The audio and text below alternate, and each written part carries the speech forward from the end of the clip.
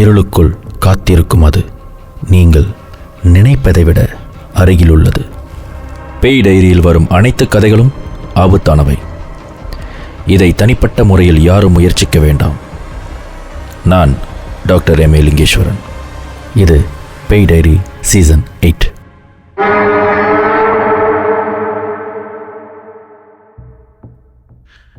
என்னுடைய நண்பர் அண்மையில் திருமணம் செய்தார். நான் அடிக்கடி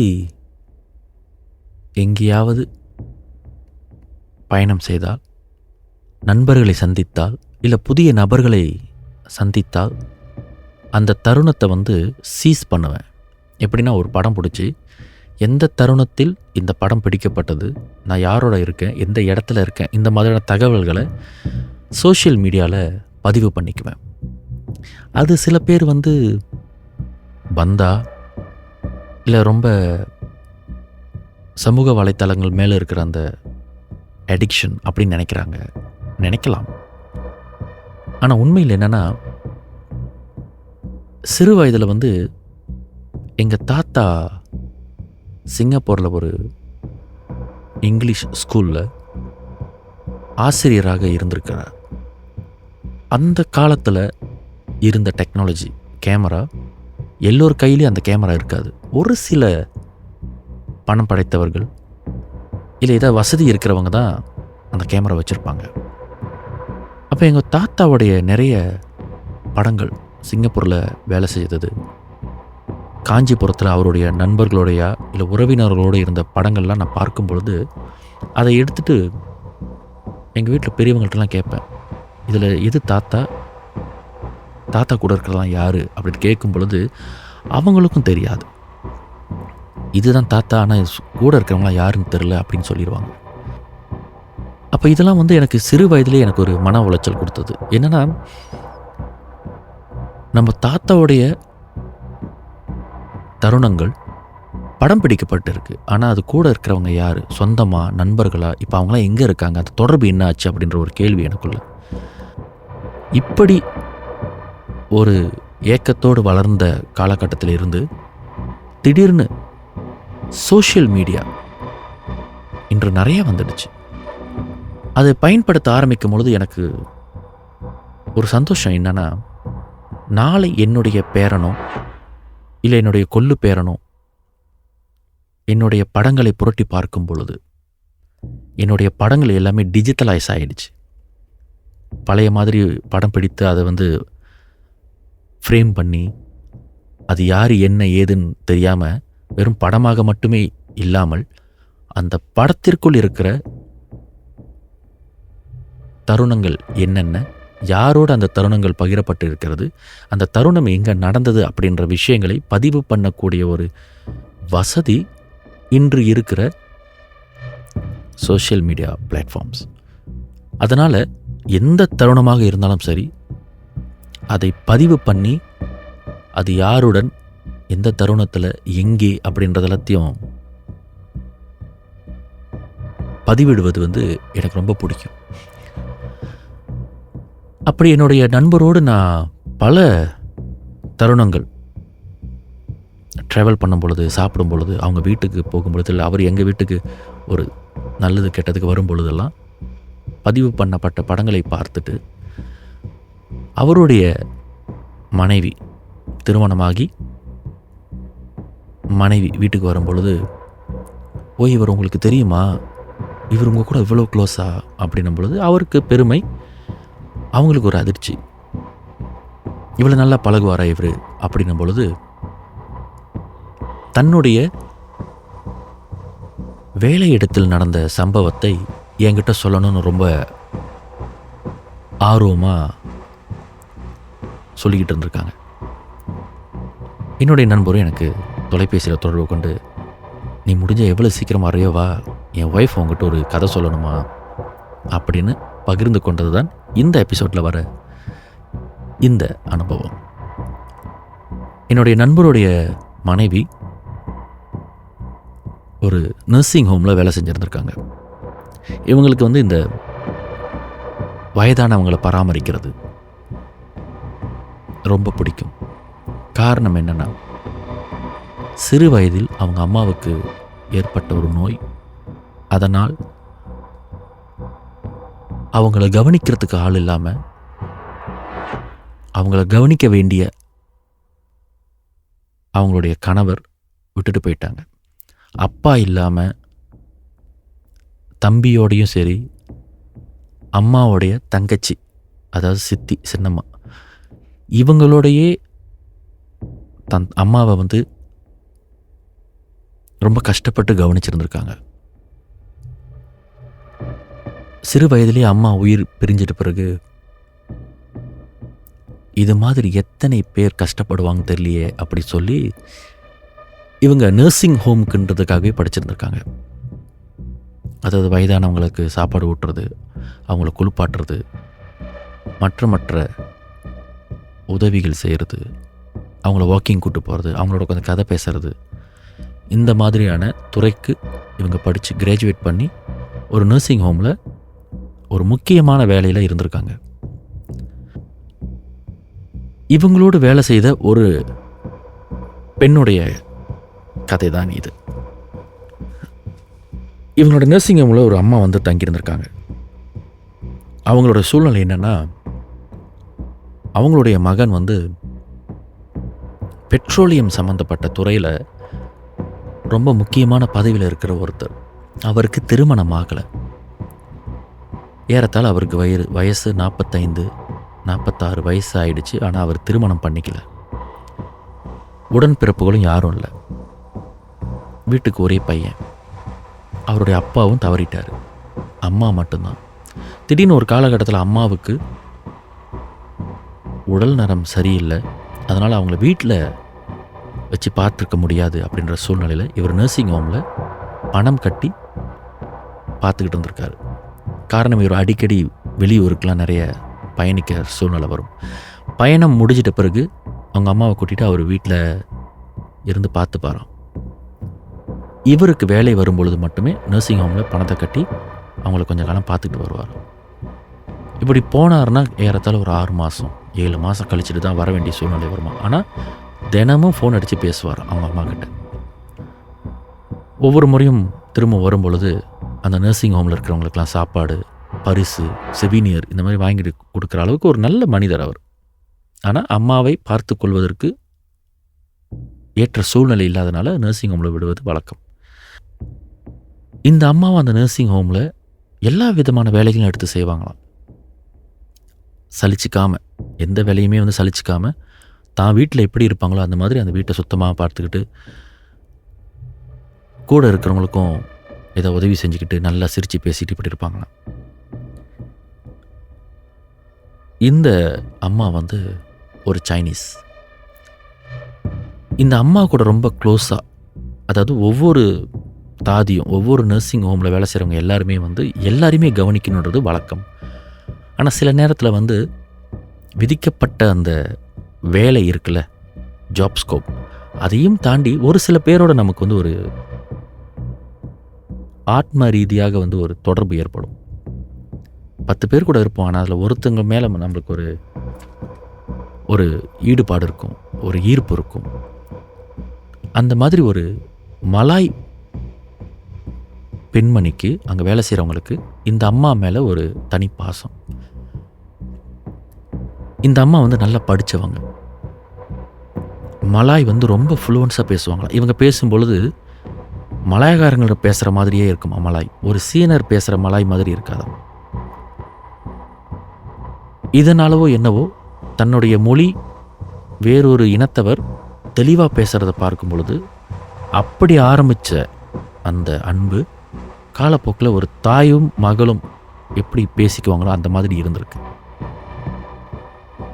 அதனால் என்னதான் ஜாப் ஸ்கோப் இருந்தாலும், எல்லாரையும் கவனிக்கணுன்ற ஜாப் ஸ்கோப் இருந்தாலும், இவங்களுக்கு சாப்பாடு போடுறது, இவங்களுக்கு சட்டை போட்டு விடுறது, இவங்களை வாக்கிங் கூட்டு போகிறது, இந்த மாதிரியான விஷயங்களை வந்து இந்த குறிப்பிட்ட அந்த மலாய் பெண்மணி மட்டும்தான் செஞ்சுக்கிட்டு வருவாங்களாம். அவங்க இல்லாத பட்சத்தில் மட்டும்தான் வேறு யாராவது கவனிக்கிறதுன்றது ஒரு அன்ரிட்டன் ஜாப் டிஸ்கிரிப்ஷன். இப்படி இவங்களுக்குள்ளே இருந்த அந்த பாண்டிங்கில் ஒரு காலகட்டம் இந்த அம்மாவுக்கு ரொம்ப உடம்பு சரியில்லாமல் போயிருந்திருக்கு. இவங்களுக்கு உடம்பு சரியில்லாமல் போய் பேச முடியாமல் படுத்த படுக்கையாக மூக்கில் டியூப்லாம் வச்சுருந்துருக்காங்க. அதுக்கப்புறம் மருத்துவ ரீதியாக அவங்கள ஒரு நர்சிங் ஹோமில் வைக்காமல் நேராக ஹாஸ்பிட்டலுக்கே கொண்டு போகிற ஏற்பாடை வந்து அவர் மகன் செஞ்சிட்டார். நர்சிங் ஹோமில் வேலை செஞ்சுக்கிட்டு அவ்வப்போது ஹாஸ்பிட்டலில் போய்ட்டு அந்த அம்மாவை பார்க்குறதும் அந்த அவங்க படுத்த படுக்கையாகவே இருக்கிறத பார்க்குறதும் இவங்களுக்கு ரொம்ப மனபாரம் ஏற்பட்டிருக்கு. இந்த சூழ்நிலையில் எம்சிஓ காலகட்டம் வந்திருக்கு. எம்சிஓ காலகட்டத்தில் எல்லாருக்குமே தெரியும், இந்த ஜெனரேஷனுக்கு அது ஒரு மறக்க முடியாத அனுபவம். சொந்த ரத்தம் குடும்பத்தில் ஒருத்தர் இறந்துட்டாலனாலே வழக்கமாக அவரவர் நம்பிக்கைப்படி செய்யக்கூடிய ஈம சடங்கை செய்ய முடியாத ஒரு சூழ்நிலை ஏற்பட்டது நிறைய பேருக்கு, நிறைய குடும்பங்களுக்கு. அதனால் இந்த தருணத்தில் அந்த குடும்பங்களுக்கு என்னுடைய வருத்தத்தை தெரிவிச்சுக்கிறேன். எத்தனையோ பேர், இது நிஜமாக நடந்ததுங்க இந்த எம்சிஓ காலத்தில். எத்தனை பேருக்கு தெரியும்னு எனக்கு தெரியல. சிங்கப்பூரில் வேலை செய்கிறவங்க நிறைய பேர் பாதிக்கப்பட்டாங்க. மலேசியக்காரங்க சிங்கப்பூரில் வேலை செய்கிறவங்க நிறைய பேர் பாதிக்கப்பட்டாங்க. பெற்ற தாய் தந்தையுடைய மரணத்தை, அந்த இறுதி சடங்கை ஃபோனில் லைஃப்பில் பார்த்தவங்களாம் எனக்கு நிறைய பேரை தெரியும். இது வந்து உறவை இழந்த வலியை விட அதிகம். எல்லாருக்குமே உறவை இழந்துட்ட ஒரு வலி இருக்கும். அதை விட அந்த இறுதிச் சடங்குல கூட வந்து கலந்துக்க முடியாமல் அவங்க முகத்தை ஒரு ஃபோனில் பார்க்க வேண்டிய சூழ்நிலை நம்ம நாட்டில் நம்ம கூட வாழ்கிறவங்களுக்கு நிறைய பேருக்கு நடந்திருக்கு. இந்த வேளையில் என்னுடைய வருத்தங்களை நான் தெரிவிச்சுக்கிறேன். அந்த ஒரு சூழ்நிலையில் அந்த ஆண்டி, அந்த சீன அம்மா ஹாஸ்பிட்டலில் இருந்தவுடன் இந்த மலாய் பெண்மணியால் ஏற்றுக்க முடியல. கதறி அழுது, நான் அவங்கள பார்க்கணும், எனக்கு எப்படியா பெர்மிஷன் வாங்கி கொடுங்க அப்படின்னு சொல்லி கேட்டும் அவங்களுக்கு அந்த பெர்மிஷன் கிடைக்கல. காரணம் என்னென்னா, அந்த கோவிட், அந்த வைரஸ். இன்று நமக்கு அது பழகி போன ஒரு வார்த்தை. ஆனால் அந்த கோவிட் காலகட்டத்தில் நாளைக்கு நம்ம உயிரோடு இருப்போமா, இல்லை நாளைக்கு நம்மளுக்கான காலகட்டமா அப்படின்ற மாதிரியான ஒரு பயத்தில் தான் எல்லாருமே இருந்தாங்க. இவங்களுக்கு அந்த பெர்மிஷன் கிடைக்காதனால ரொம்ப மன உளைச்சலாகி அழுது பிறண்டு இருந்திருக்காங்க. ஒவ்வொரு நாளும் டெஸ்ட் எடுக்கணும். கோவிட் டெஸ்ட் எடுத்துகிட்டு தான் அந்த நர்சிங் ஹோமோட ப்ராசஸ் எல்லாம் ஓடிக்கிட்டு இருந்திருக்கு. அது நர்சிங் ஹோம் ப்ரொசீடியர்ஸ்லாம் நடந்திருக்கு. இந்த சூழ்நிலையில் அந்த அம்மா இறந்துட்டாங்க. அவங்க முகத்தை கூட பார்க்க முடியலன்ற ஏக்கத்தோடு இவங்க வீட்டுக்கு போயிருந்திருக்காங்க. வீட்டுக்கு போய் அவங்க குடும்பத்துக்கிட்ட இந்த மாதிரி நடந்துருச்சு, என்னால் ஏற்றுக்க முடியல, டெய்லி நான் தான் சோறு ஊட்டி விடுவேன், அவங்களோட பேசிக்கிட்டு இருப்பேன், அவர் மகன் வந்தார்னா ஏதாவது வாங்கிட்டு வந்து கொடுப்பாரு, இதே நான் இறப்புக்கு போயிருந்தேன்னா நான் ஏதாச்சும் கூட இருந்திருப்பேன், என்னால் போக முடியலன்னு வீட்டில் சொல்லி அழுது புலம்பி அழுதுகிட்டே தூங்கி இருந்திருக்காங்க. அவங்க வீட்டில் உள்ளவங்களும் அவங்கள சமாதானப்படுத்தி, இதை தவிர்க்க முடியாது, இது உனக்கு மட்டும் நடக்கலை, பல பேருக்கு நடக்குது இப்போ, ஏன்னா சூழ்நிலை அப்படின்னு சமாதானப்படுத்தியிருக்காங்க. அன்று இரவு சாப்பிடலை, தண்ணி குடிக்கல, அழுது அதில் டயர்டாகி தூங்கியிருந்திருக்காங்க. சரி மொத்தம் தூங்கட்டும் அப்படின்னு இவங்க பேரண்ட்ஸும் லைட்லாம் அடைச்சிட்டு போயிட்டு அவங்க போய் படுத்து தூங்கியிருந்திருக்காங்க. இவங்களுக்கு விடியற் காலையில் தண்ணி குடிக்கணும் அப்படின்னு சொல்லிட்டு ரூம்லேருந்து வெளியே வந்து கிச்சனில் அவங்களுடைய வாட்டர் டிஸ்பென்சரில் தண்ணி குடிச்சிட்டு இருக்கும் பொழுது ஹாலில் அந்த குஷனில் ஆள் உட்காந்துருக்கிறத பார்த்துருக்காங்க. யார் இது தூங்காமல் உட்காந்துருக்காங்கன்னு சொல்லி பார்க்கும் பொழுது ஒரு பெரிய அதிர்ச்சியில் கையில் இருந்த அந்த குவளையை கீழே போட்டிருக்காங்க. மூச்சைத்து, அதாவது திடீர்னு ஒரு அதிர்ச்சியான விஷயத்தை பார்த்தா நம்ம பிரெயின் வந்து அந்த ஆக்சிஜனை ரிசீவ் பண்ணாது. அந்த நேரத்தில் மயக்கம் வரும், டிசினஸ் வரும், சில பேர் பிளாக் அவுட் ஆயிடுவாங்க. அந்த மாதிரி ஒரு சூழ்நிலையில் இவங்க அங்கேயே விழுந்திருந்திருக்காங்க. இவங்களுக்கு என்ன நடந்துச்சு, ஏது நடந்துச்சுன்னு தெரியாது. இவங்க சத்தம் போட்டு குவளையை கீழே போட்ட அதிர்ச்சியில் வீட்டில் இருந்தவங்களாம் எழிஞ்சு வந்து பார்த்துருக்காங்க. இவங்க மயக்கமான நிலையில் தான் இருந்திருக்காங்க. கொஞ்சம் நேரம் சென்று கண் திறந்து பார்க்கும் பொழுது பக்கத்து வீட்டுக்காரர் கூட அங்கே தான் இருந்திருக்கார். என்ன நடந்துச்சு, வீட்டுக்குள்ளே யாராவது திருடங்க எது வந்துட்டாங்களா அப்படின்னு சொல்லிட்டு பக்கத்து வீட்டுக்காரரும் வந்திருக்காரு. வந்து பார்க்கும் பொழுது அவள் இவங்கள்ட்ட கேட்டிருந்திருக்காங்க, என்னாச்சு அப்படின்னு. இல்லை, அந்த அம்மா ஹாலில் உட்காந்துருந்தாங்க, நான் பார்த்தேன்னு. இல்லை, நீ அவங்களே நினைக்கிறனால நீ பார்த்த மாதிரி இருக்கும், நீ பார்த்துருக்க மாட்ட. ஸோ கண்டதி போட்டு குழப்பிக்காத, உனக்கு ரெஸ்ட்டு தேவைப்படுது. நீ நாளைக்கெலாம் வேலைக்கு போவேன்னா நம்ம நர்சிங் ஹோமுக்கு ஒரு லெட்டர் அடித்து அனுப்பிடுவோம், இந்தமாரி ரெஸ்ட்லெஸ்ஸாக இருக்கிறாங்க அப்படின்னு சொல்லி போட்டுருவோம், நீ லீவ் எடுத்துக்க அப்படின்னு சொல்லியிருந்திருக்காங்க. இவங்க சொன்னாங்க, இல்லை, நான் எழுஞ்சி வரும் பொழுது என் மைண்டில் எதுவுமே இல்லை, ஏன்னா நான் ரொம்ப டயர்டாக இருந்தேன். தண்ணி குடிச்சிட்டு நான் பார்க்கும் பொழுது அந்த அம்மா என்னை பார்த்து கண்ணில் தண்ணியோட இங்கே வான்னு என்னை கூப்பிட்டாங்க. அவங்க வான்னு கூப்பிடும் போது நான் அப்போ தான் நோட்டீஸ் பண்ண அது யாருன்னு. அது வரைக்கும் வீட்டில் யாரோ ஒருத்தவங்க உட்காந்துருக்காங்கன்னு தான் நான் நினச்சிக்கிட்டு இருந்தேன். எனக்கு நல்லா தெரியும், நான் சுய நினைவோடு தான் இருந்தேன், எந்த எலுசினேஷனும் எனக்கு இல்லைன்னு இவங்க அடித்து பேசி தண்ணியும் மறந்து கதறி அழுதுருக்காங்க. மலையக்காரங்க வீட்டில் எப்பொழுதுமே ஒரு விஷயம் நடக்கும். எது நடந்தாலும் சரி, அவங்க உடனே கையை குப்பி டோவா பண்ணுவாங்க.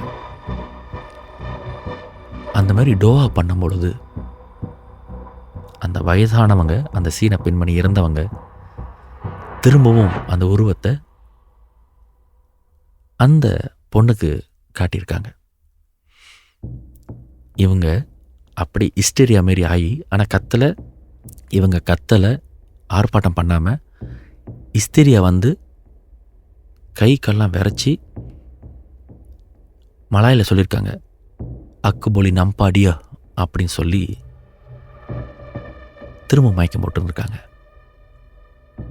அதுக்கப்புறம் தான் இந்த குடும்பத்தில் இருக்கிற எல்லாருக்கும் தெரிஞ்சிருக்கு, இவங்க எப்படி அந்த அம்மா மேலே பாசமாக ஈர்ப்பாக இருந்தாங்களோ அதே மாதிரி அந்த இறந்தவங்களும் இவங்க மேலே ஒரு மகன்ற பாசத்தோடு இருந்திருக்காங்க. அதனால் தன்னை பார்க்க வர முடியாத அந்த சூழ்நிலையில் கூட அவங்களுடைய ஆத்மா இவங்கள பார்க்க வந்திருக்கு. இது காலப்போக்கில் அந்த அம்மாவுடைய மகனுக்கு தெரிய வந்து கிட்டத்தட்ட 1 வருஷம் கழித்து இவங்க வீட்டை தேடி வரும் பொழுது கையில் பொருட்கள்லாம் வாங்கிட்டு வந்து அம்மாவை பார்த்துக்கிட்டதுக்கு ரொம்ப நன்றின்னு சொல்லி அவங்களுக்கு ஹாங்காங் போயிட்டு வர்றதுக்கு டிக்கெட் வரைக்கும் வாங்கி கொடுத்துருக்காரு. அது மட்டும் இல்லாமல் அந்த ஹோமுக்கு ரெனோவேஷன் செஞ்சு கொடுத்துருக்காரு. பழைய கட்டு எல்லாத்தையும் மாற்றி நவீனமான கட்டில், சக்கர நாற்காலிலாம் வாங்கி கொடுத்துருக்காரு. இன்று வரை ஒவ்வொரு வருஷமும் அவருடைய பிறந்தநாளை அந்த ஹோமில் தான் வந்து கொண்டாடுறாரு. ஒவ்வொரு வருஷம் சைனீஸ் நியூ இயர், சீன புத்தாண்டை கொண்டாடுவதற்கு அங்கே இருக்கிற எல்லாருக்குமே தலா 100 வெள்ளி அங்பாவ் வைப்பாராம். இன்றும் அந்த மலாய் பெண்மணி அந்த நர்சிங் ஹோமில் தான் வேலை செய்கிறாங்களாம். அந்த அம்மாவுடைய படத்தை ஃப்ரேம் போட்டு அந்த நர்சிங் ஹோமில் மாட்டி வச்சுருக்காங்க. அங்கே தங்கியிருந்த நிறைய பேருடைய படமும் அங்கே இருக்கும், இந்த அம்மாவோட படமும் அங்கே இருக்குமா. அந்த நர்ஸ் எப்பொழுதும் அந்த படத்தை பார்த்துட்டு சலாமா பகீமா அப்படின்னு சொல்லிட்டு தான் இன்ன வரைக்கும் அந்த நர்சிங் ஹோமில் வேலை செஞ்சுக்கிட்டே இருக்காங்களாம். இந்த அனுபவத்தை சொல்லிட்ட பிறகு அவங்க இன்னொரு விஷயமும் சொன்னாங்க. ஒரு முறை இரவில் அந்த நர்சிங் ஹோமில் இருக்கிற இன்னொரு இன்சார்ஜ் பர்சன் அந்த சீன பெண்மணி அங்கே உட்கார்ந்துருக்கிற மாதிரியும் சாந்தமாக அமைதியாக இருக்கிற மாதிரியும் பார்த்துருந்துருக்காங்க. அந்த ஆன்மா இன்றும் இந்த அன்பானவர்களோடையே பயணிக்குது அப்படின்னு சொல்லிட்டு எந்த விதமான தொந்தரவு, எந்த விதமான ரிச்சுவல்ஸ் எதுவுமே செய்யாமல் இன்றும் அவங்களுக்கு ஏதாவது வாங்கிட்டு வந்தால் படையல் மாதிரி வைக்கிறது அந்த நர்சிங் ஹோமில் ஒரு வழக்கமாகவே இருந்திருக்கு. இதை கேட்ட உடனே எனக்கு கண்ணில் தண்ணி வந்தது. காரணம், எங்கள் அம்மா ஞாபகம் எனக்கு வந்தது. அப்புறம்தான் ஒரு விஷயம் எனக்கே புரிஞ்சது. இத்தனை வருஷம் அமானுஷ்யங்களை பற்றி படிச்சிருக்கேன், அமானுஷ்யங்களை கதைகளை பேசியிருக்கேன், அமானுஷ்ய திரைப்படங்களை நடிச்சிருக்கேன், அமானுஷ்யம் சார்ந்து பேய் வேட்டைன்னு ஒரு நிகழ்ச்சியை செஞ்சுருக்கோம். ஆனால் அமானுஷ்யம் என்றால் வெறும் பயம் மட்டும் கொடுக்குற ஒரு விஷயம் கிடையாது. அமானுஷ்யத்தில் அன்பும் பாசம் கூட இருக்குன்றத இந்த அனுபவத்திலேருந்து தெரிஞ்சுக்கிட்டேன். வாய்ப்பு இருந்தால் ஒரு நாள் அந்த நர்சிங் ஹோம் போகணும் அப்படின்னு நான் முடிவெடுத்திருக்கேன். அப்படி போனேன்னா கண்டிப்பாக என்னோடய சோஷியல் மீடியாவில் அந்த படத்தை நான் பகிர்றேன். இது கற்பனை அல்ல, அனுபவம். நான் டாக்டர் எம். ஏ. லிங்கேஸ்வரன். இது பேய் டைரி சீசன் 8.